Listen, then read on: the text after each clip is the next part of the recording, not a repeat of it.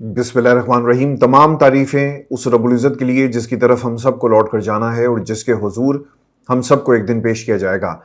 अस्सलाम वालेकुम नाज़रीन, मैं इरफान हाशमी लंदन स्टूडियो से आपको प्रोग्राम में खुशामदीद कहता हूँ। दोस्तों, आज 30 जुलाई दिन है जुमेरात का और आज की हमारी ये पहली वीडियो है। 3 खबरों पर तफसील से हम बात करेंगे। पहली खबर, आलमी मीडिया पर इमरान खान की तारीफ और फिर पाकिस्तान की इस्टेब्लिशमेंट आखिरकार क्यों नाराज़ हुई और किससे हुई। दोस्तों, इसकी तफसील आपके सामने रखेंगे आज की इस नशिस्त के अंदर। और फिर कप्तान की बहन का बाउंसर और इस बाउंसर से कौन जख्मी हुआ ये भी आपको बताएंगे।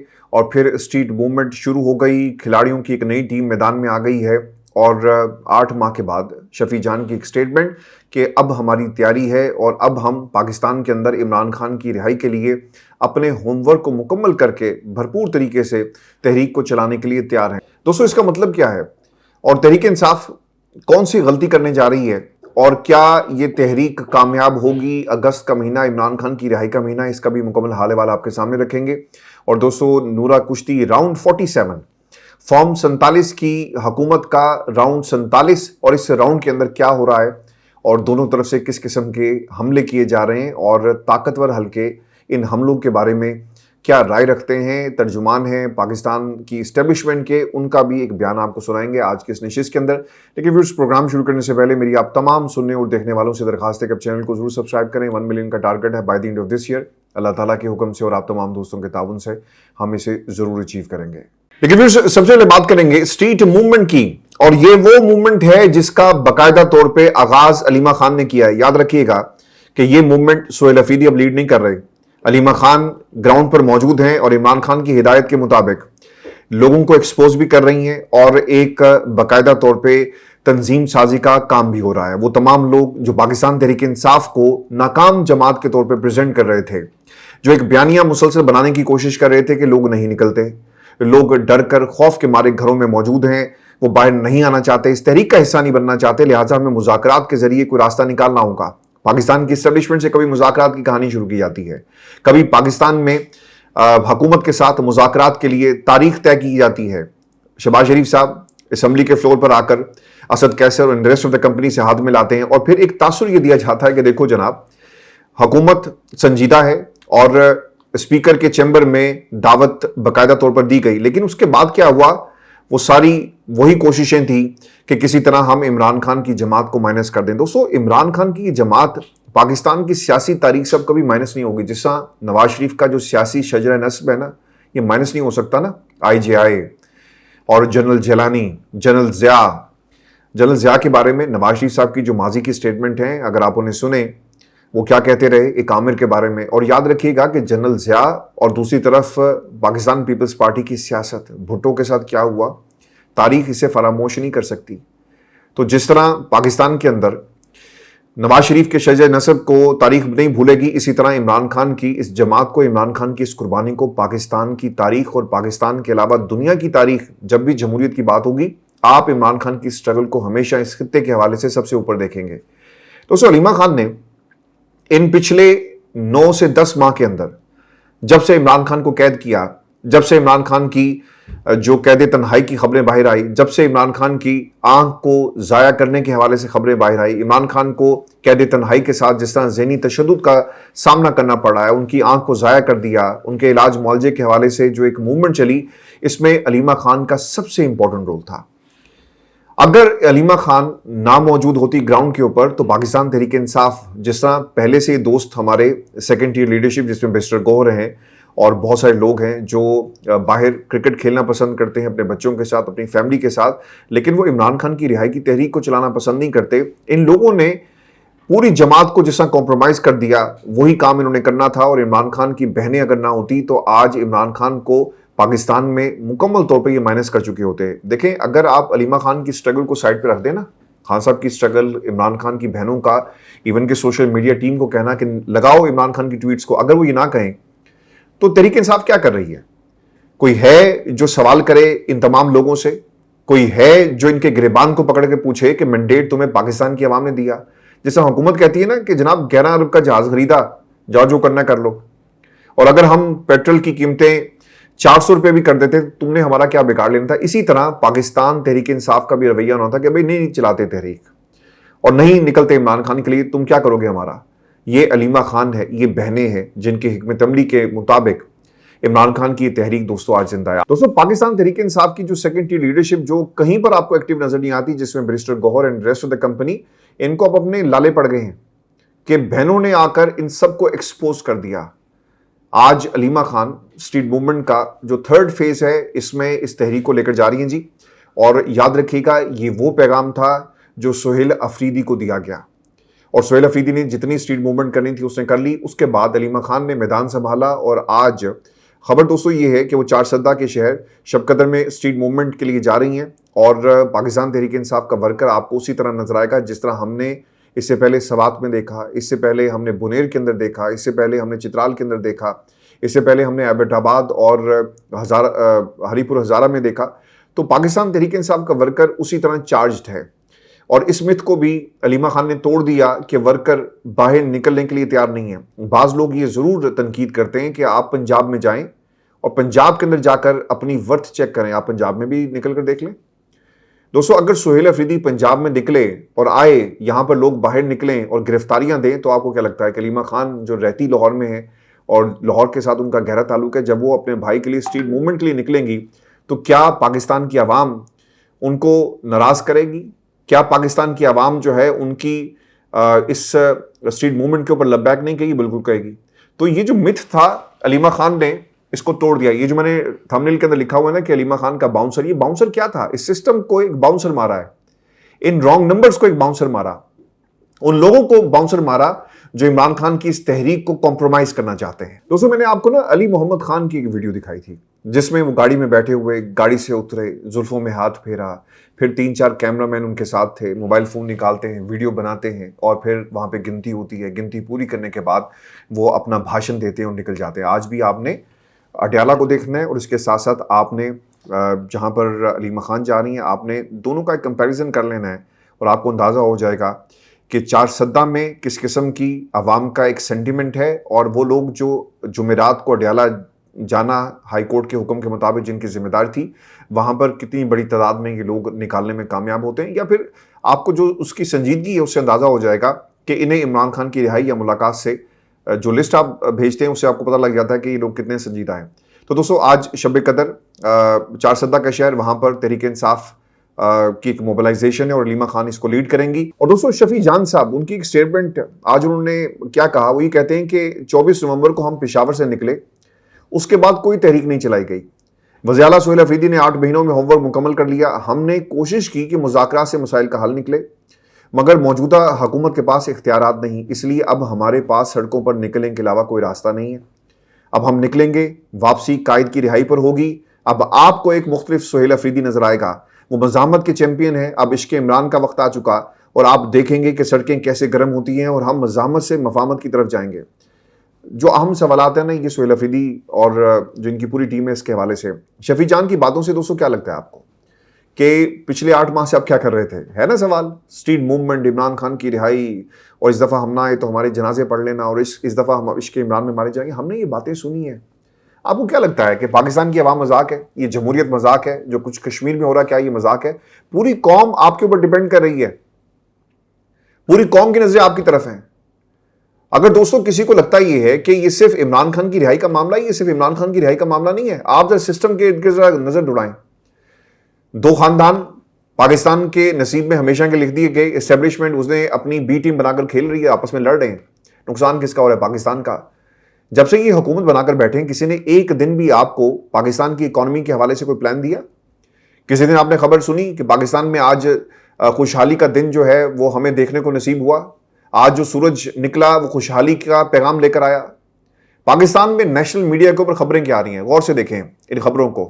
اور آج نیشنل میڈیا کی ہیڈ لائن یہ تھی کہ پاکستان کا جو قرضہ ہے جی سعودی عرب نے اس کو رول اوور کر دیا۔ یہ ہماری جی نیشنل ہیڈ لائن ہے۔ جس ملک کے اندر اس قسم کی ہیڈ لائنز بنیں گی اور جب قرض لینے کے اوپر آپ کو مبارکباد دی جائے، لوگ سکھ کا سانس لیں، اس ملک کے اندر ترقی کیا ہوگی؟ پاکستان میں صرف ایک ہی خبر آتی ہے کہ ہم نے IMF سے اتنے پیسے لے لیے، IMF سے اتنے پیسے ہم نے قرضہ اتار دیا، ایک نئی قسط جو ہے ہم دینے جا رہے ہیں، IMF نے پاکستان کی جو حکومت کی جو پلاننگ تھی اس کو سراہا، تعریف کی. چائنا سے ہم نے پیسے لیے، انہوں نے پیسے واپس مانگ لیے. سعودی عرب ناراض ہو گیا، ہم نے پیسے واپس کر دیے. ہم یو اے سے ادھارتے لینے کے لیے جا رہے ہیں، ان سے ہم مزید پیسے لیں گے، ہم نے ان کا قرضہ اتار دیا. ہم سعودی عرب کو جو ہے ایک ڈیفنس پیکٹ کرنے جا رہے ہیں، بدلے میں ہمیں مفت تیل دیں گے اور ہم کویت سے مفت تیل لیں گے. ہماری خبریں، ہماری ترقی یہی ہے. ہم نے ایک بڑا سا کچھ بنا لیا. دیکھیں ایک بات یاد رکھیے گا، جو لیڈرز ہوتے ہیں نا وہ قوموں کو کھڑا کرتے ہیں، لیکن ان بھیکاریوں نے پاکستان کی عوام کو کہاں پہنچا دیا. شہباز شریف اس کی ایک لائیو ایگزامپل ہے. جب وہ قوم کا لیڈر جو نام نہاد ہی چلیں صحیح، آپ کا وزیر اعظم ہے جو بھی ہے، وہ آ کے جب یہ کہتے ہیں نا کہ جناب ہم دنیا کے کسی بھی ملک میں جاتے ہیں تو لوگ کہتے ہیں، پی ڈی ایم کے زمانے کی آپ کو بات یاد کروا رہا ہوں، کہ مانگنے کے لیے آئے ہیں. لوگ ہمیں دیکھتے ہیں اور کہتے ہیں مانگنے کے لیے آ گئے ہیں جی. پاکستان جہاں بھی جاتا ہے، وزیر اعظم جہاں بھی جاتا ہے، کہتے ہیں کہ یہ منگتے ہیں. وہی بھی دیکھتے ہوں گے نا یار، 11 ارب کا جہاز، ان کے کپڑے دیکھو جس کے اوپر پاکستان کے نیشنل ٹیلی ویژن چینل کے اوپر جو ہے وہ پیکج بنائے گئے کہ خوش لباس شہباز شریف صاحب. وہ سوچتے ہوں گے نا کہ یار بڑے امیر بہکاری ہیں. پاکستان نے اگر اپنے حالات ٹھیک نہ کیے نا دوستو، تو ہم سب کچھ داؤ پہ تو لگا چکے ہیں. اب آپ کو اس کی بہت بھاری قیمت ادا کرنی پڑے گی. دوستو جب آپ کا انٹرنل سٹرکچر گر جاتا ہے نا، تو پھر کوئی باہر سے آپ کو پوچھتا نہیں ہے. جب آپ کا گھر کمزور ہو جائیں تو پھر باہر والے بھی جو ہیں وہ باتیں آپ کو کرتے ہیں. اور پاکستان کے حالات ہی ہیں. آپ خبر یہ کہ سعودی عرب نے پاکستان کا $5 ارب کا قرضہ رول اوور کر دیا. ذرائع کے مطابق سعودی عرب نے پاکستان کا $5 ارب کا قرضہ 3 سال کے لیے رول اوور کر دیا. سعودی عرب نے قرض متحدہ عرب امارات کو ادائیگیوں کے لیے پاکستان کو دیا تھا. یہ ہمارے حالات ہیں، یہ ہماری ترقی ہے. آپ کی جمہوریت مکمل طور پہ کمپرومائز. کشمیر کے الیکشن کو آپ دیکھ لیں، جتنا آپ کو سوٹ کرتا ہے آپ اتنا پاکستان کے اندر انتخاب کروا دیتے ہیں. جتنا آپ نے فارم 47 کی حکومت بنانی ہو، آپ اتنا سسٹم کو اور سیاسی جماعتوں کو اختیار دیتے ہیں کہ وہ تنقید کریں، ایک دوسرے کو گالیاں نکالیں، ایک دوسرے کے خلاف جو ہے وہ زہر اگلیں. آپ کو جتنا سسٹم اجازت دے گا آپ اتنی ہی جمہوریت کا جشن منا سکیں گے. پاکستان کے انٹرنل حالات ٹھیک نہ ہوئے نا تو پھر آپ کو اس کی انٹرنیشنل قیمت ادا کرنی پڑے گی. میں آپ کو آج وارن کر رہا ہوں، اس لیے کیونکہ سعودی عرب جو ہے ایک جنگ کے اندر اسے دھکیل دیا گیا اور یہ اسرائیل کا پلان تھا. آج جو ریجنل پراکسیز ہیں آپس میں لڑ رہی ہیں، ایران سعودی عرب آمنے سامنے، اور جو ریجنل پراکسیز ہیں وہ حملے کر رہی ہیں. حوثی ایک طرف آپ کو ایکٹیو نظر آئیں گے اور اس کے ساتھ ساتھ دوسری پراکسیز بھی آپ کو نظر آئیں گی خطے کے اندر. مڈل ایسٹ میں اس وقت آگ لگی ہوئی ہے. اور دوسری طرف سے جو انقلاب کی بات ہو رہی ہے، انتقام کی بات ہو رہی ہے. اور دوستوں اگر مڈل ایسٹ کے اندر حالات خراب ہوئے نا تو دنیا کی اکانومی ہلے گی، خطے کے اندر انسٹیبلٹی آئے گی، دنیا میں نئے نئے پارٹنرز آئیں گے. یار آپ کی اکانومی تو ہے ہی ساری ادھار کی. مڈل ایسٹ کہے گا کہ بھائی ہمارے پیسے واپس کرو، جیسا یو اے نے کہا کہ حالات خراب ہیں پیسے واپس کرو. تو سعودی عرب جن حالات کے اندر آپ کو سو نظر آ رہا ہے، اگر خدا نہ خواستہ یہ جنگ بڑھتی ہے، ایک تو مسلم امہ کو تقسیم کرنے میں ویسٹ کامیاب ہو جائے گا، اور دوسری طرف اس کا ڈائریکٹ امپیکٹ پاکستان کے اوپر آپ کو نظر آئے گا. دیکھیں ذرا سی ثالثی آگے پیچھے ہوئی اور ہم نے امریکہ سے جو ڈیمانڈ کی تھی سب چیزیں رک گئی. پاکستان ٹھیک 4 ہفتے پہلے تک کیا کہہ رہا تھا جب انہوں نے مسلسل 13 راتیں جو ہیں وہ ایران کے اوپر حملے کیے کہ دیکھیں پاکستان کی ثالثی کے اندر سب کچھ ٹھیک ہو رہا ہے، پاکستان زندہ باد اور پاکستان کی ثالثی زندہ باد. ہم اسی قسم کے نعرے جو ہیں وہ سن رہے تھے. لیکن آج یعنی آپ کی ڈومیسٹک پالیٹکس جب آپ اتنے انٹرنلی ویک ہوں گے تو ایکسٹرنلی آپ کی سچویشن کو ایکسپلائٹ کیا جاتا ہے. اور اگر مڈل ایسٹ کے حالات خراب ہوئے تو اس کا ایک ڈائریکٹ امپیکٹ پاکستان کی قیادت کے اوپر پڑے گا، پاکستان کے لوگوں اور معیشت کے اوپر پڑے گا، اور پھر آپ کو ایک بھاری قیمت اس کی ادا کرنی پڑے گی. تو دوستو یہ صرف پاکستان تحریک انصاف کی موومنٹ نہیں رہی، یہ پاکستان کی موومنٹ ہے، لوگوں کی موومنٹ ہے، اس سسٹم سے نجات کی موومنٹ ہے، جمہوریت کی بحالی کی موومنٹ ہے. یہ صرف عمران خان کی رہائی کی بات نہیں ہو رہی. تو شفیع جان صاحب اپنے جو سٹیٹمنٹس ہیں آپ ان کے اوپر ذرا غور کریں، اور اسد کیسر صاحب آپ کرکٹ کھیلنا بند کریں. عمران خان اپنی زندگی داؤ پر لگا کر جیل میں اپنی ایک جو دن ہے اس ملک کے اوپر قربان کر رہا ہے، اپنے ایک لمحے کو قربان کر رہا ہے، اور آپ انجوائے کر رہے ہیں، کرکٹ کھیل رہے ہیں. دوستو اس کے اوپر کافی زیادہ اس وقت تنقید کی جا رہی ہے اور بتایا جاتا ہے کہ کسی فیملی کے ساتھ یعنی لندن میں اپنی فیملی کے ساتھ وہ کرکٹ کھیل رہے ہیں، اور پھر اس کے بعد انہوں نے کیا اعلانات کیے، 5 اگست کا جلسہ وغیرہ وغیرہ. میں نے تو اسد کیسر صاحب کو ہمیشہ جو ہے وہ شک کی نگاہ سے دیکھا. With due respect to Asad Qaiser, the reason is کہ یہ پرویز خٹک صاحب کے ساتھ بیٹھے ہوئے تھے جب انہوں نے پاکستان تحریک انصاف پر سرجیکل سٹرائک کی اور عمران خان کو برا بھلا کہہ کر وہ اپنی ایک نئی پارٹی بنا کر بیٹھ گئے. مجھے اس دن سے یہ کبھی بھی عمران خان کے ساتھ مخلص نہیں لگے. وہ باتیں ضرور کرتے ہیں لیکن دوستو اسد کیسر کا سروائیو کرنا، برسٹر گوہر کے اوپر کوئی مقدمہ نہیں ہے، سلمان اکرم راجہ صاحب جو ہیں وہ آپ کو ہر وقت نظر آتے ہیں، اور باقی لوگ جو کمپرومائز تھے وہ مکمل طور پہ کمپرومائز اپنے آپ کو روپوش کر کے وہ سائڈ پہ بیٹھے ہوئے ہیں. تو کہیں نہ کہیں یہ لوگ اسی قبیلے سے تعلق رکھتے ہیں جنہوں نے پاکستان تحریک انصاف کو یہاں پر پہنچا دیا. اور دوستوں آپ کو نورین نیازی کے حوالے سے خبر یہ دے دیں کہ NCCIA کے مقدمے میں حفاظتی ضمانت کے لیے درخواست دائر کر دی گئی ہے اور درخواست میں کہا گیا کہ NCCIA نے پیکا ایکٹ کے تحت مقدمہ درج کیا.